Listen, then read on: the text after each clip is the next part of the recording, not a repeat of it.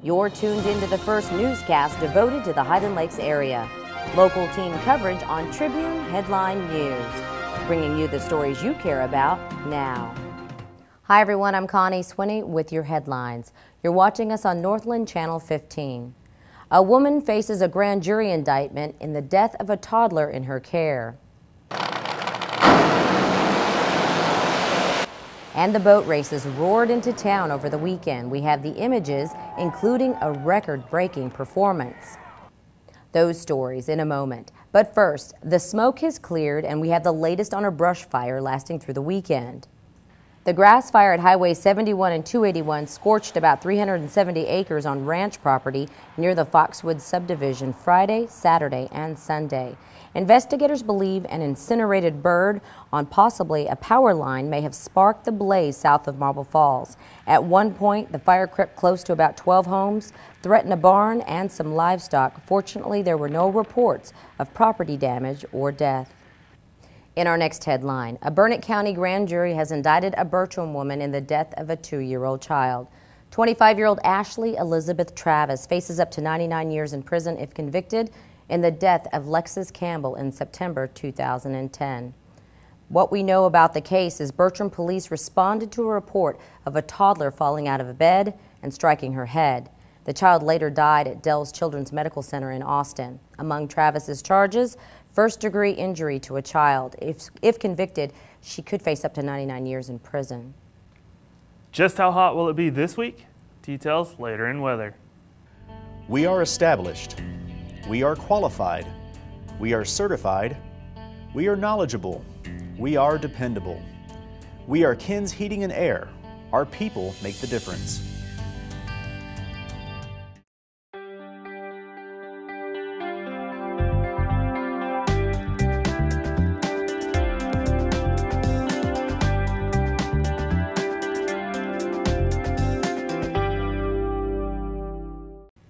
Welcome back.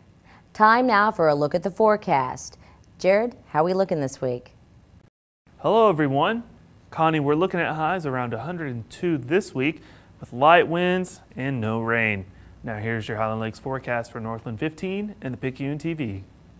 Tuesday we're going to have sunny skies with a high near 102, winds out of the south between 10 and 15 miles an hour.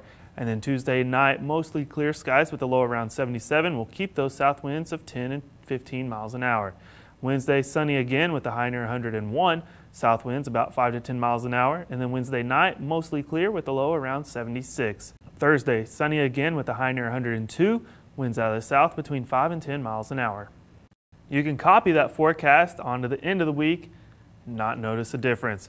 Looks to be the same kind of weather, but we'll keep you updated as the week goes on. Now that's your forecast for today. Have a great week, everyone. For Northland 15 and the Picayune TV, I'm Jared Fields. Thanks, Jared. When we come back, your sportscast. Here's Jennifer Fierro to tell you about it. Marble Falls LakeFest had another world record set. We're going to tell you all about that coming up in sports. Coach Larry Berkman takes a hands-on approach to coaching, and he takes that same approach to handling your car. So join Coach's team and give your car, truck, or boat the MVP treatment at Coach Wash, where our customers call the plays.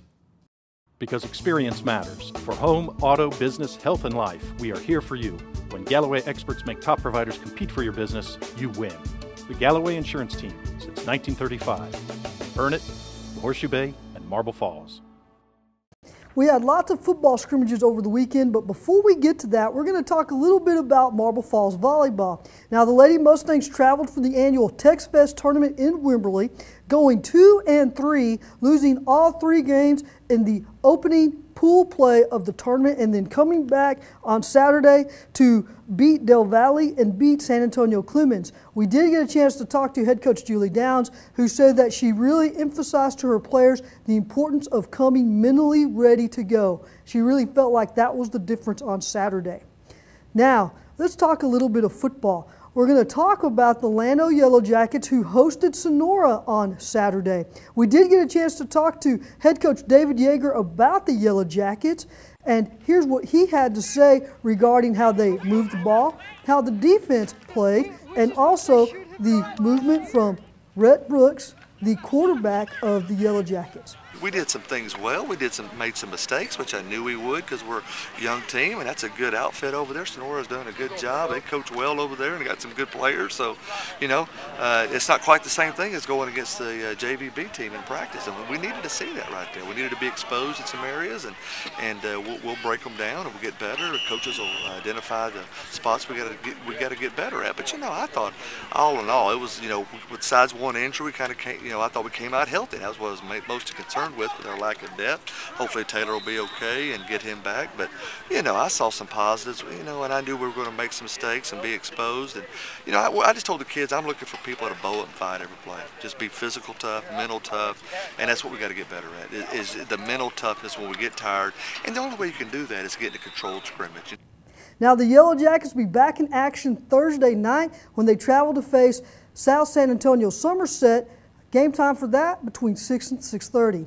Now, we do have one little bit of LakeFest news, and that's because there was another world record set, this time by Problem Child, driven by Daryl Ehrlich at 258 miles per hour in 3.39 seconds. Again, this is a 1,000-foot course.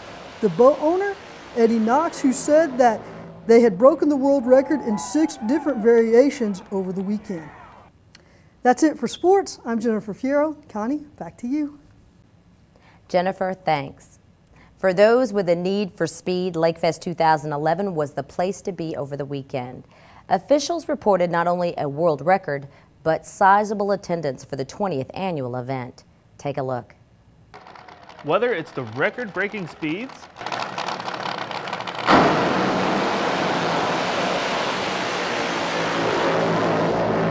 or the excitement from the crowd, nothing says LakeFest like the roar of the big boats. All I like is the horsepower and how fast they can just go. Yeah, I just like the motors. I like the sound of them and everything. Yeah, I think we'll be in that 100, 120 range probably.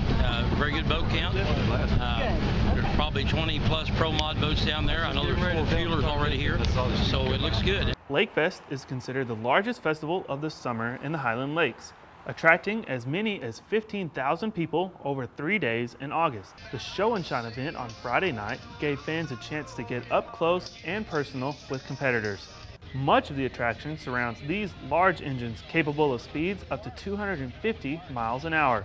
Not just breakneck speeds, but the possibility of danger, as these boats make their way down the liquid quarter mile. And race fans got quite a thrill this year from the Marble Falls Lake LBJ Chamber event. It takes hundreds of volunteers to pull this off, and they've just done a fantastic job with it. Some of those local volunteers even take a risk to keep the racers and everyone involved safe. The adrenaline goes up, and you just do your job. For the first time, race fans found relief from the heat with a new cover over part of the bank of Lakeside Park. Although emergency crews reported dozens of heat-related calls, officials reported only one trip to the emergency room.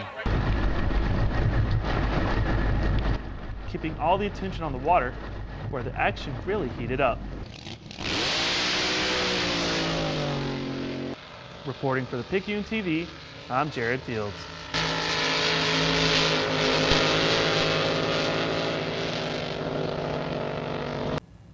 Those were your headlines. If you'd like to check out this segment again, as well as other Picayune TV shows, you can go to our YouTube site. There's the address on the screen. Thanks for watching. For the Picayune TV, I'm Connie Swinney.